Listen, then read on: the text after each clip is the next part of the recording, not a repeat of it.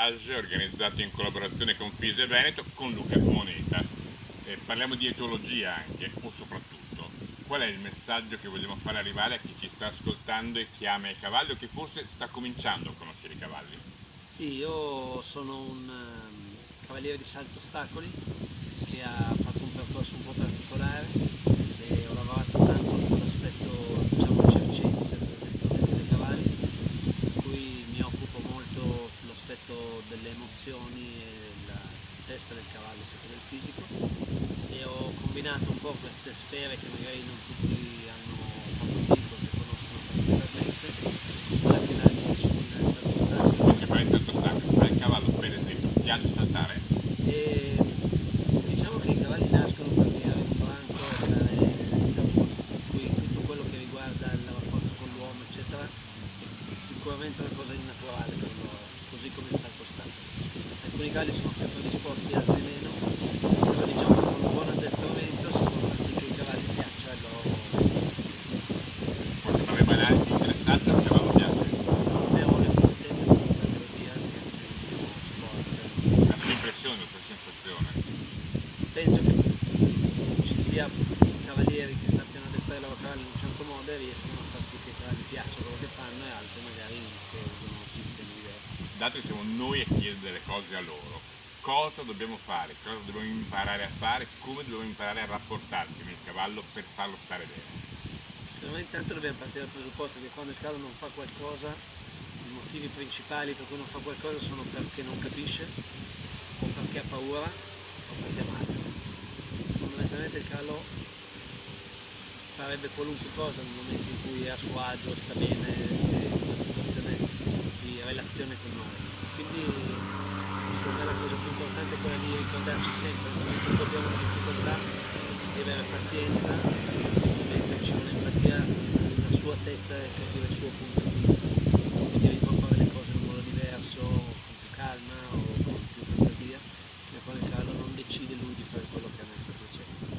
Parlando di questo mi è venuto in mente quando il cavallo di fronte a un ostacolo fa un rifiuto, i motivi sono sempre lo stesso o possono essere diversi? Possono essere svariati, possono essere diversi. Sicuramente è una domanda che uno si deve fare nel momento in cui ha fatto il percorso addestrativo e il cavallo arriva ad avere un atteggiamento di questo tipo, ovviamente bisogna mettersi in una discussione e rivedere il rapporto che si ha col cavallo, che cosa è stato fatto di meno giusto, di più giusto e cercare di correggere il tiro.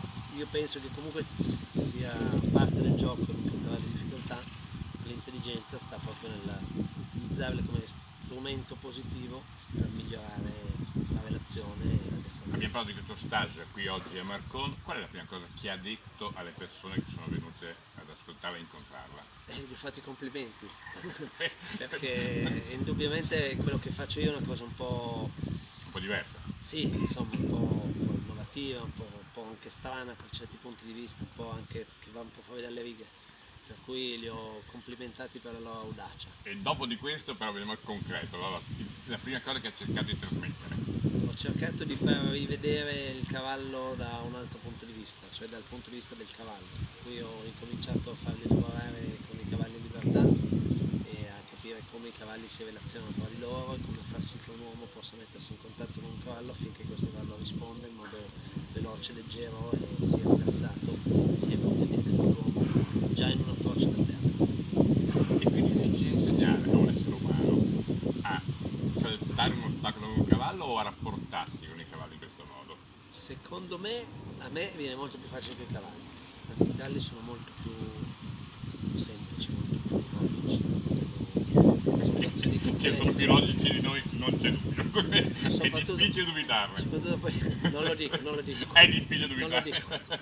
Non c'è animale più complesso dell'uomo. Soprattutto della donna, ma non si può No, dire in no, televisione, ma non lo diciamo. ma neanche Non lo lo diciamo. ma neanche lo Se pensiamo. poi sposate, peggio Ma ancora. ma non lo pensiamo, meglio sposare un cavallo. Magari. No, scherzavamo. E quindi c'è. Poi lo scopo è arrivare alla fine ad essere riusciti a trasmettere e insegnare che cosa?